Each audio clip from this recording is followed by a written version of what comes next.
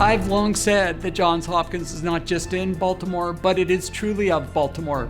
Early in the pandemic, we worked with local officials to set up a field hospital, testing, and now vaccination site at the Baltimore Convention Center. But perhaps the initiative I'm most proud of is the East Baltimore Food Access Initiative. With partners from across the city, we quickly stood up a food distribution operation that has now served millions of meals and feeds thousands of families every week. It was the way in which our entire community at Hopkins and across Baltimore have stepped up, and it's been truly remarkable. But I'd like to highlight one of the new suppliers we've partnered with, a local Black-owned manufacturer called Citywide Youth Development, which employs Baltimore residents and youth. Thanks to this partnership, along with several others across the city and state, Citywide Youth Development was able to hire 20 young people to work full-time during COVID. Our biggest challenge during the past year as we were working through the pandemic has really been, you gotta think half of our employee base was reporting to work each and every day. And then the other half started working remotely almost immediately last March. But doing all of that, our customers' expectations never changed. As with everyone, this has been tremendously stressful for our people and our partners. But that being said, we felt blessed right from the start to be designated as an essential industry in virtually all parts of the country. I don't even want to think about where we would be right now if we hadn't been able to keep our jobs open and working. One of the things that Clayco did right away, of course safety being our highest priority, is develop a strategy to keep our jobs operating. And we actually wrote the guidelines that were widely shared with all the governors across the United States. We worked with the CDC, we worked with Amazon, we worked with the White House, and we made sure that we could prove that the work could be done on the job site safely. So we have utilized our virtual town hall meetings. Our town hall meetings, we have more than 4,100 customers attend our town hall meetings across the District of Columbia.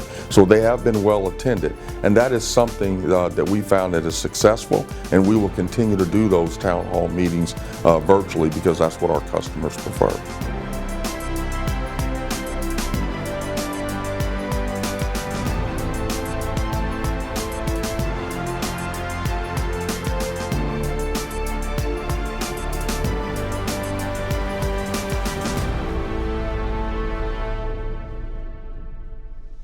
Good morning, everyone. Now you can do better than that. I said, good morning, everyone. So happy that you are here at our 2021 18th Annual Spring Breakfast, a salute to COVID-19 heroes. A little later in the program, we will celebrate our region's largest and most distinguished companies and institutions, because they've demonstrated leadership that was unparalleled during the worldwide pandemic by keeping their employees and clients safe, all while completing the job. Before I kick off our spring breakfast, we're going to hear greetings from Maryland's most senior U.S. Senator, Ben Cardin. Hi, I'm Senator Ben Cardin of Maryland. It's my pleasure to join you to honor all the heroes who have supported our community through the past year as we fought COVID-19 pandemic. First, we must recognize that more than 500,000 lives that we have lost to the virus, including 8,000 lives here in Maryland. Today, for the first time in a very long time, we are beginning to see the light at the end of the tunnel. Already more than 25% of all Americans have received at least one COVID-19 vaccine dose, and nearly 15% are fully vaccinated. We can see the light at the end of the tunnel, but we're not there yet. Please stay safe. Please get vaccinated as soon as you're able to, and I look forward when we can be together in person once again. It's hard to believe it's been almost 2 years since I've seen most of you. Welcome to those I know, and welcome to those who are joining us for the very first time. Thank you for tuning in to help us celebrate our virtual 18th Annual Spring Breakfast, a salute to COVID-19 heroes. I really miss everyone. This pandemic has made me appreciate our past times together even more. I cherish each and every one of you that has supported and attended our past spring breakfast events. One of the highlights of our spring breakfast program has been my intro. Let's get ready to rumble!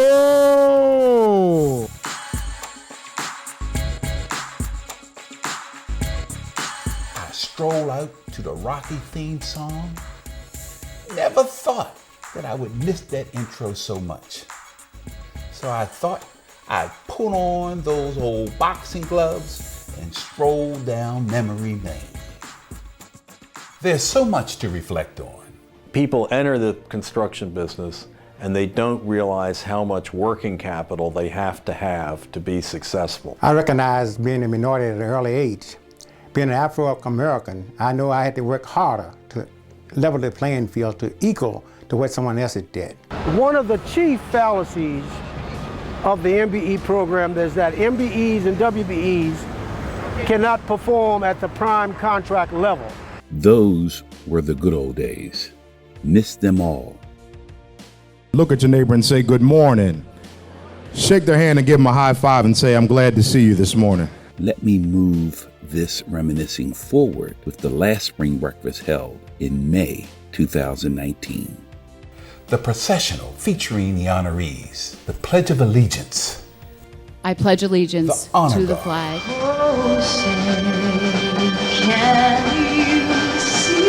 And of course, our opening prayer. It is in your most blessed name we pray. Amen. Our guests looking sharp and oh so professional. The networking, exchanging ideas. Our past program speakers included the late Congressman Elijah Cummings. I want to go out where the big boats are. Senator Barbara Mikulski. Leadership is about both management and about vision. Governor Larry Hogan.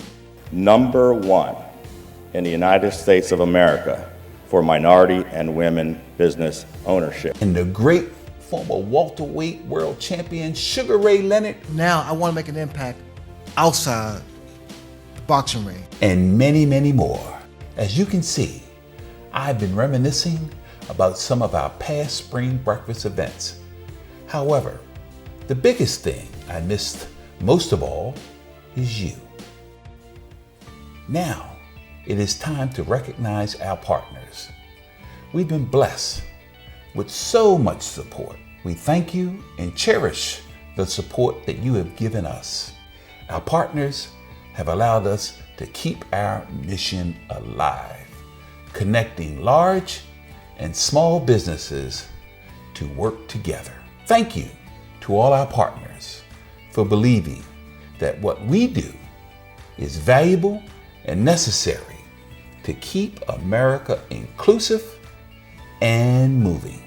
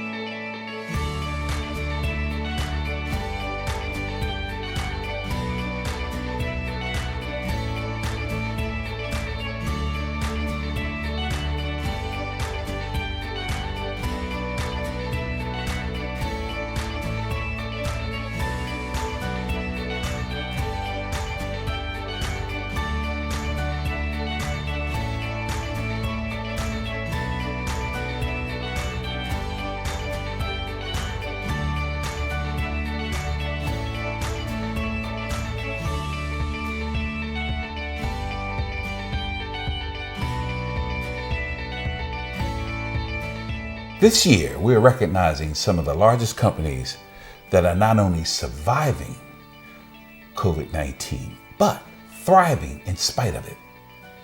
And that is why we are celebrating them as our 2021 COVID-19 heroes. In fact, some of these companies have been around since the 1918 flu pandemic that occurred in the United States over 100 years ago. These companies have found a way to stay open, do business, all while battling COVID-19. They've had to come up to speed quickly and continue to run their businesses while implementing safe distancing, wearing masks, frequent hand washing, and sanitation of work areas. Our 2021 COVID-19 heroes are Clark Construction Group, LLC, Clayco, Comptroller of Maryland, the Cordish Companies and Live Casino and Hotel, DC Water, Exelon Utilities, Johns Hopkins University, PNC Bank, Turner Construction Company, and last but not least, the Whiting Turner Contracting Company. So sit back and relax while we view how these companies have turned the corner and stayed safe during COVID-19. Oh, in my extraordinary amount of spare time, I've been rediscovering Charm City, Baltimore, Maryland. I'll show you some of my favorite places along the way. So buckle up, Buttercup, and enjoy the ride.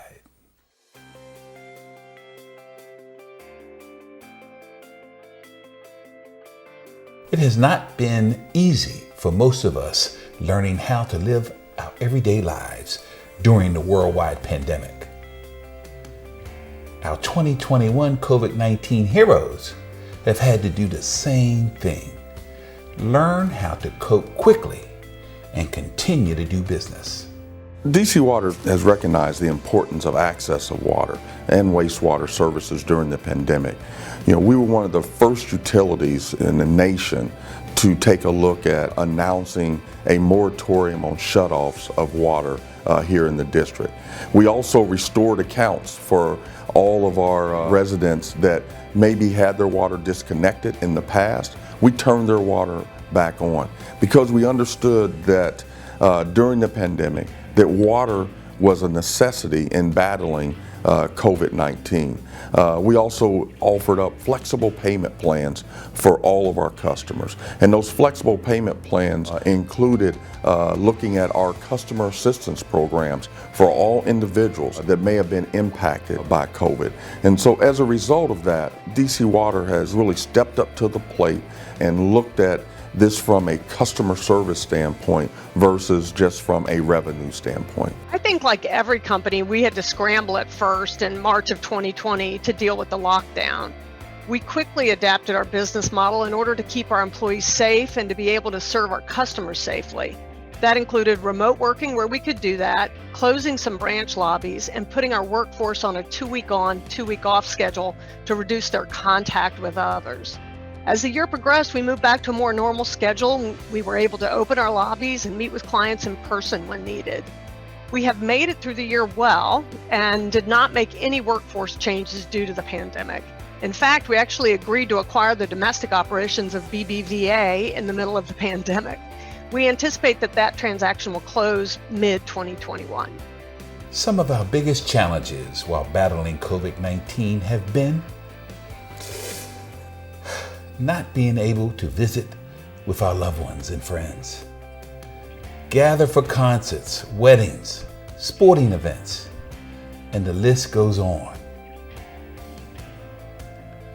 Our 2021 COVID-19 heroes have had challenges too. Stopping so many of our in-person operations so quickly at the beginning of the pandemic was extraordinarily challenging for our students, faculty, and staff who are used to doing their work together in our labs, classrooms, and offices.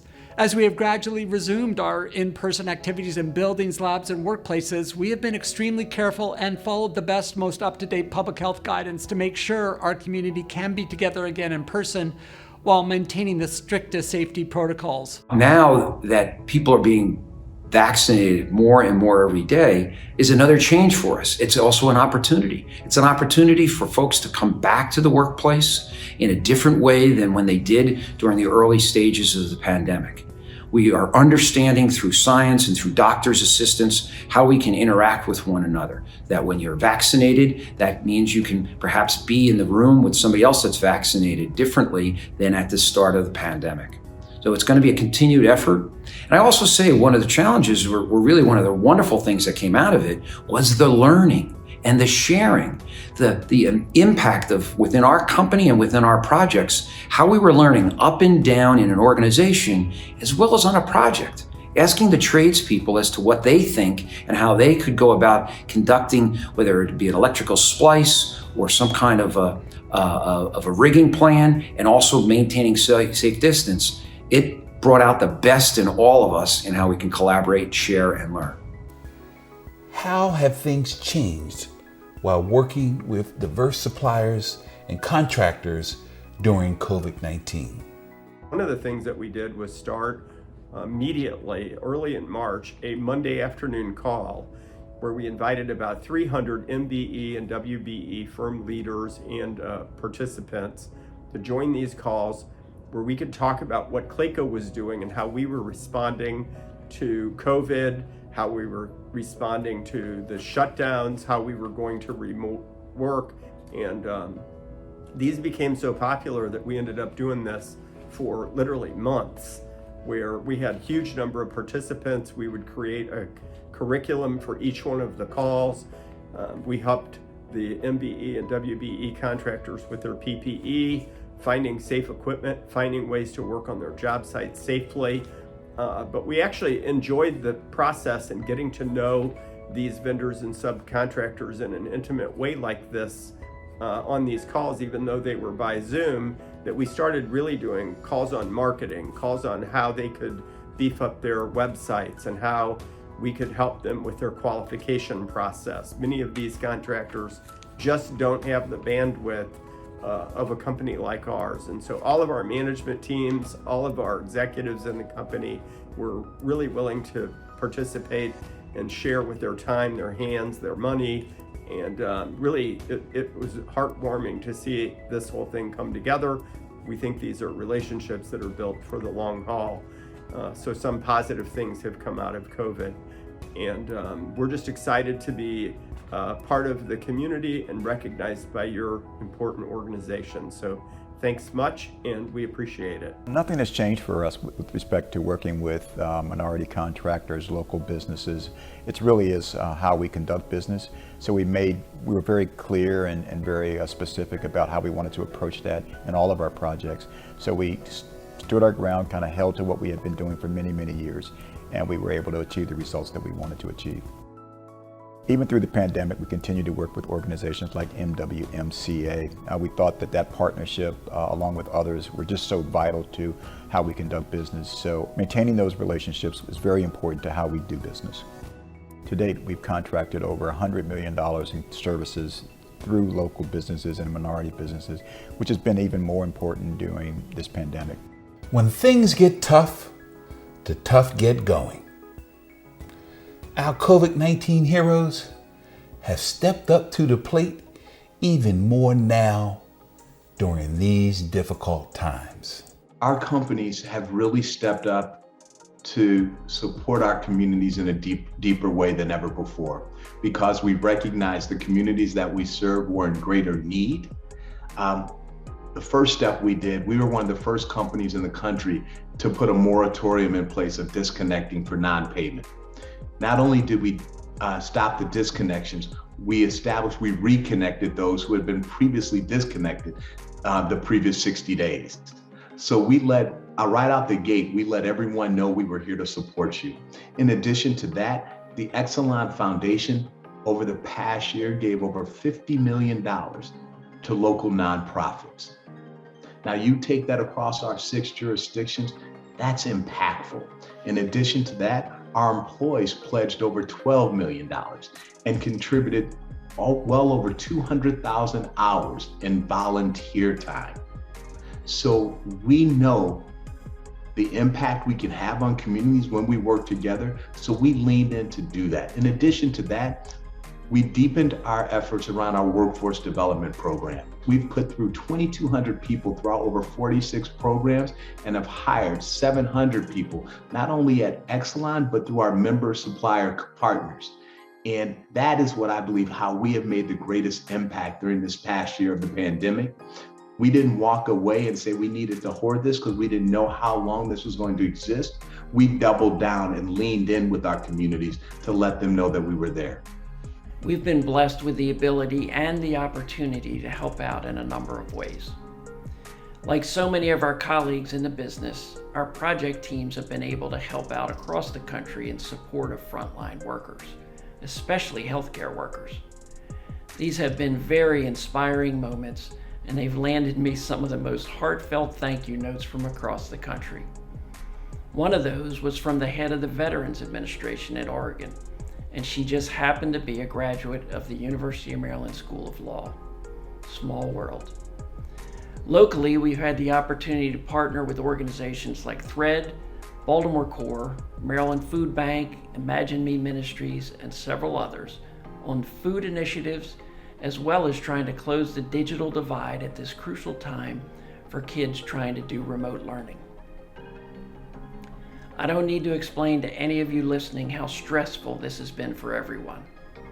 One thing that we decided to do early on in the pandemic was to have each of our 4,000 plus employees receive a personal phone call from an actual colleague in their group each and every day, just simply asking them, "How are you doing?" It sounds crazy, but it was a wildly popular initiative, and before we finally stopped it in October, believe it or not, we had made over 800,000 phone calls to our people. Our 2021 COVID-19 heroes have had ups and downs, just like all of us. It is the highlights and special moments that keep them striving. Clark has a long history of giving back to the communities where we live and work. In this past year, we certainly continued that tradition, especially during our MLK Week of Service in January, when we completed over 75 individual community service projects. There really are so many special moments and highlights from the past year, moments of real determination and commitment. But let me highlight one in particular that's special for us. Last October, in spite of the challenges posed by the pandemic, we were able to achieve substantial completion ahead of schedule on the new Capital Region Medical Center in Prince George's County for the University of Maryland Medical System. But more important than achieving substantial completion ahead of schedule, we were able to exceed the participation goals for MBE, county-based MBE, and local businesses on the project, awarding more than $177 million in contracts to all those groups combined. We're honored to have worked with UMS, with Prince George's County, with design partner Wilmot Sands, and with the many great trade partners that worked on the project. This is going to be a great contribution to healthcare access for Prince George's County and for the surrounding communities. Despite our best efforts, there were still so many Marylanders struggling to survive. And disproportionately, they were the lowest wage earners in the state. They desperately needed our help. I called on the governor to tap into the Rainy Day Fund to not only aid struggling businesses that are the backbone of our economy, but to provide a $2,000 Maryland stimulus check to those that needed the most, earned income tax credit filers. I also called for stimulus payments to be made to ITIN filers, hardworking, low-income wage earners that were overlooked at both the federal and state level when it came to COVID relief. These underserved, underemployed taxpayers deserved a hand up to pay their electric bills, feed their children, and pay the rent. As part of the Relief Act, EITC and eventually ITIN filers were provided with state stimulus funds, not the amount I called for, but stimulus payments nonetheless. My agency processed 98% of these stimulus payments in just 4 days, a model of efficiency. My dedicated team made sure that those struggling Marylanders received their payments as quickly as possible, without compromise. That is what it means to serve the people of Maryland. I'm honored that my team and I were chosen as a 2021 COVID hero by MWMCA. It's our pleasure to serve the taxpayers of Maryland. Ladies and gentlemen, thank you for staying attentive. Let's give our COVID-19 heroes spokespersons a standing ovation. The comments presented were just a sampling of the overall responses. As a courtesy to our viewers, we have made each honoree's full and impactful response to coping with COVID-19 available on our YouTube channel, Facebook page, and Vimeo. Links will also be available on our social media pages, including LinkedIn and Twitter, as well as MWMCA website. They will all be premiering today immediately following this program at www.mwmca.org.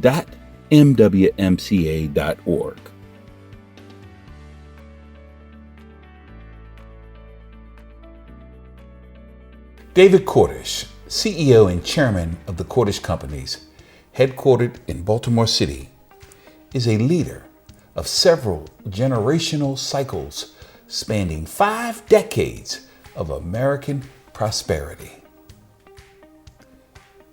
A former lacrosse standout at Johns Hopkins University, David Cordish's fabled career and background includes leadership roles in federal government, at the Department of Housing and Urban Development, and one-time chair of Baltimore City Housing Authority. David Cordish is a consensus builder and a conglomerate visionary leader of real estate, gaming, hospitality, and entertainment.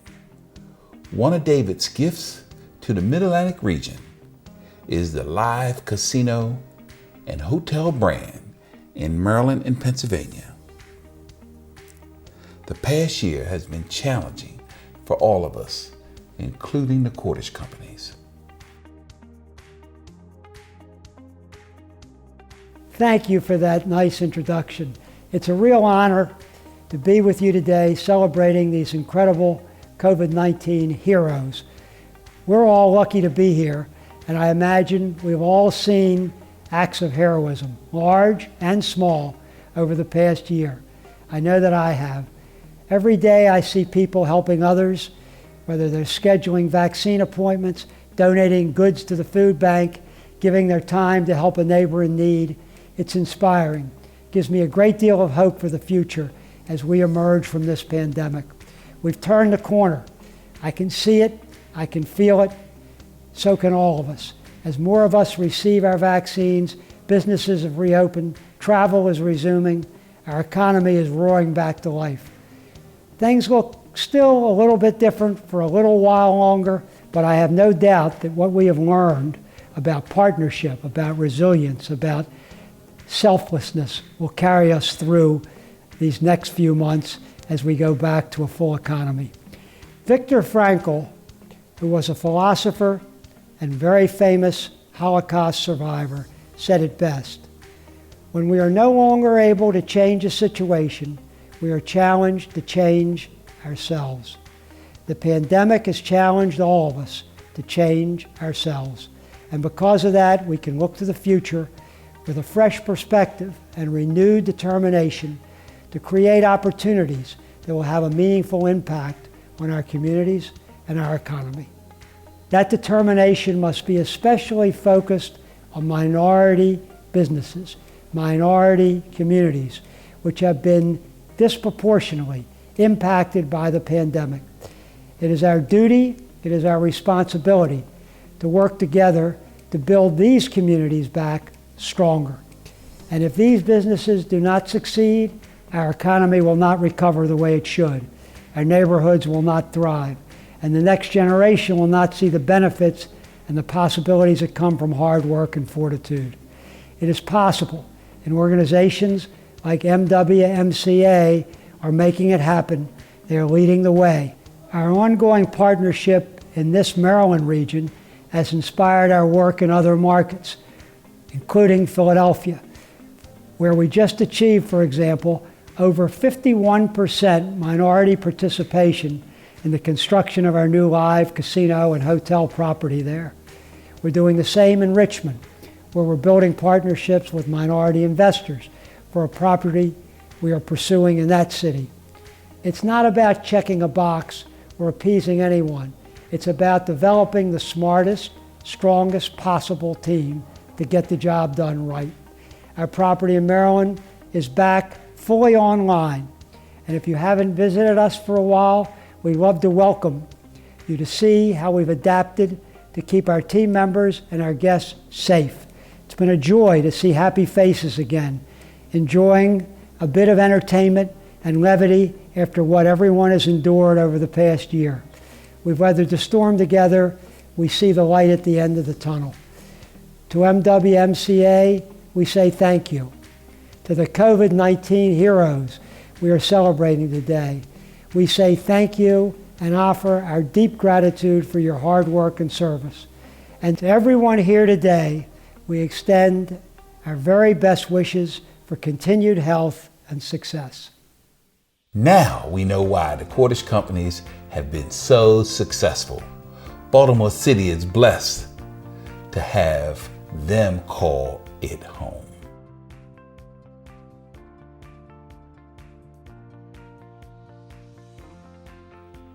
Well, I hope you've enjoyed this morning's touching and enlightening 2021 Spring Breakfast salute to our COVID-19 Heroes celebration. And I hope you've seen some familiar places in Baltimore and some new places to visit that I've been exploring. Once again, we wish to thank all our partners for supporting our organization throughout the 19 years we have been advocating for social economic inclusion. You have been trailblazers in your respective industries, and America is better off for it. Our celebration continues tomorrow morning, May 14th, starting at 9 a.m.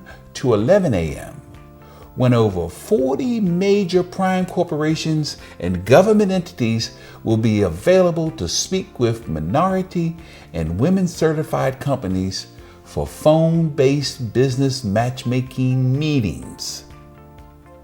Our heartfelt condolences go out to the families that have lost loved ones due to COVID-19. And we pray that eventually America and the world will heal to get COVID-19 under control. We look forward to seeing each and every one of you soon and in person at our 2022 Spring Breakfast. So please stay safe and God bless. And my last stop, off to the Preakness.